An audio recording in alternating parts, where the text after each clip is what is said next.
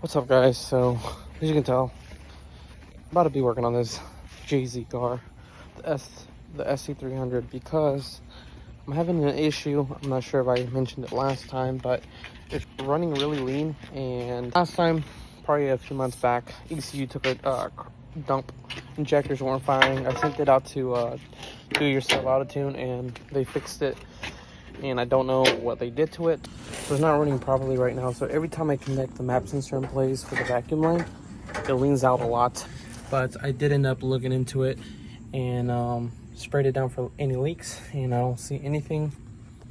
The only thing I've seen here on this car itself, as you can tell, the gasket on the manifold itself is really torn apart, and that will cause a lean issue if the wideband sensor is reading bad, and it will be sucking in extra air. So that's one issue that could be it, or possibly an issue in the intake side. So what we're going to be doing today is actually pulling the whole charge pipes out, intercooler out, all the fuel injectors, fuel rails, turbo out, turbo manifold. I got new gaskets for that one.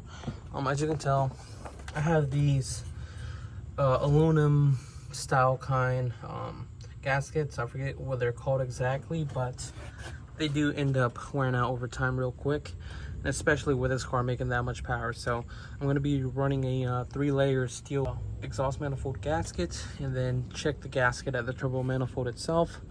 But we're going to pull everything apart. Let's go ahead, start with doing the intercooler piping. We're going to put this inside, and mine pretty simple.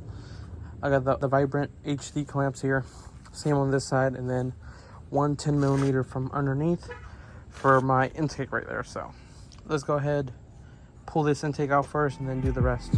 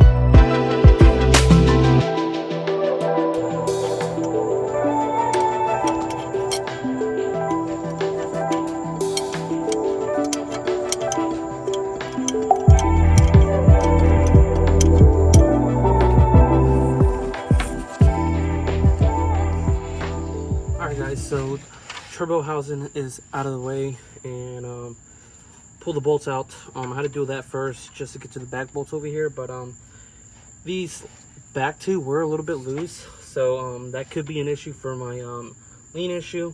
It's kind of hard to say really, just because I don't know if it's going to fix the problem once I replace all these gaskets, but I'm hoping it does, because a little bit of extra air that suck in by the manifold itself, it will cause an issue like that. But either way, we're gonna reseal all the intake and exhaust manifold gaskets and inspect everything just to be sure. If not, we're gonna have to figure this out. Right now, we're gonna do this because we do have a lot of things going on. So I am gonna have to do some rewiring on this engine harness for power stuff, and that's about it, nothing major. So I actually got an ARC 4000 I'm gonna be using for my switches, as in for ignition, fuel pump, same thing really, my coils and injectors, and ECU. So we're going to be running that a little bit later down the road. I might do it in this video, I'm not 100% sure, because first, I don't think y'all will like to have a whole video of me doing the wiring, but I'll probably just add that in the end of the clip once it's all situated, and I'll actually be able to run this car with the same wiring that it has as of right now. But we'll see how things go, and yeah, let's get this engine resealed first, and then we'll go to the next step. You can see, here's the gasket, nice and flat. I don't see much major things. Also gonna inspect this manifold for any kind of cracks from here. So let's go ahead and pull these off.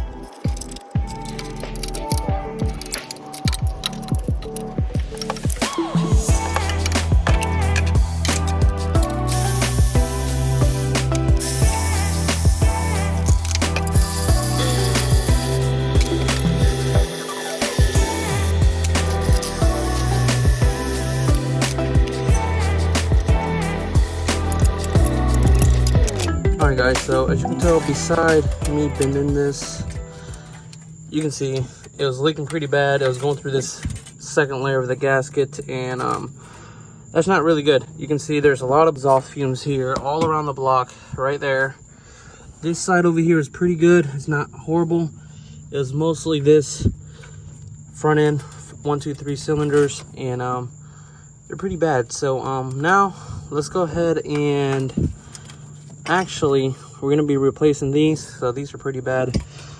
All right guys, so we are back working on this car. So last night I did finish up having to remove the last 2 bolts on the intake manifold. So the last 2 of them were right there in the bottom and over there. Now I got those out of the way, and then I still have 1 more, or 2 more actually, which are right up in that area right there. So let's go ahead and pull those out and have this out of the way. All these O-rings, they seem fine. Nothing out of the ordinary might cause an issue. No cracks in the O-rings. They're not stiff or anything, so they're still in pretty good shape. So I'm going to be cleaning this up completely before I put it all back together. So I'm actually going to be spraying this block down, cleaning everything there, and then probably zip tying these wires in place and just have it pretty neat, you know guys. But other than that guys, I don't see anything major here. As well on the head side, everything's pretty straightforward and clean. Just regular wear and tear, you know. All right guys, so wiring harness is out of the way. I'm going to be spraying this down with some purple power, a little bit of it, not a lot, and spraying it down, make sure all the shaving stuff's out of the way. There's a lot of dust there as well, so I'm going to clean it up, put everything back in place, and make sure it's nice and clean. But besides that guys, enjoy this while it's out, and if it gets fixed properly, I'm actually going to be sending these valve covers to get powder coated to a whole different color, something that I've been wanting for a while. And I've kind of been holding off because I've been doing other things and I don't have much money to put back into these cars. But either way guys, enjoy this. We're going to clean this up really good, the whole engine bay, and make sure it's 100%. And we'll see how things go. If it gets fixed, we're going to be doing more things here soon as well. All right, what's going on guys? So right now I'm back at the shop. I didn't get to get a lot of footage for this video itself, but as you can tell, the JZ is all back together. I've been chasing this issue down for a while now. It's been running really lean, so guess what I had to do? I had to swap all the gaskets to the 3-layer steel gaskets for the turbo manifold, and replace the gaskets here for the turbo itself as well. Besides that fixed that one issue. So now I pulled a lot more fuel out of this one, and it helped a lot. And I also did replace my spark plugs. Well, they got fouled and they're pretty old already. I've done plenty of pulls on this car with those plugs already. They were some BKR 6s in here, and now I ended up going BKR 7s. It's a little bit colder plug, so it'd be a lot better for me. Also, while I was there, there's a few things that you might see, might not, but I rewired this whole car up. I mentioned that I was, but there's a good bit of things done here. I got my main power wire here for the alternator side running down here, and then this harness right there with that connector, that's my taillight wiring. It goes all the way to the front here. Pretty simple. And I also decided to take everything away from my switch panel here, because I don't know if you remember back in the day, there used to be a lot of wiring in the back of this panel, and now it's all gone completely. We are running a ARC 4000, which is pretty simple, but I do need a bigger one, so I might just order an ARC 8000 and put it on there and wire that thing in place for my other switches that I'm going to be running on this car.